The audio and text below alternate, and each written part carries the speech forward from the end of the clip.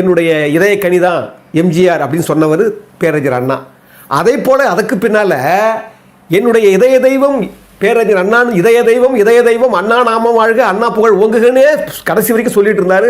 அவர் பேர்லேயே கட்சி நடத்தினார். தெரியும் உங்களுக்கு நம்ம தலைவர். அவர் பாருங்க, அண்ணா மறைவுக்கு பிறகு அந்த குடும்பம் எல்லளவுக்கு கூட கஷ்டப்படக்கூடாதுன்னு சொல்லி தனியாக அதுக்குன்னே ஒரு ஆளை நியமிச்சாராம். அது எழுதுறாரு மகாலிங்கம். ஒரு கஷ்டம் வரக்கூடாது, எல்லா விஷயத்தையும் அவர் தான் பார்க்கணுன்னு அது வரைக்கும் அதுக்காகவே அவர் நியமிச்சுட்டு.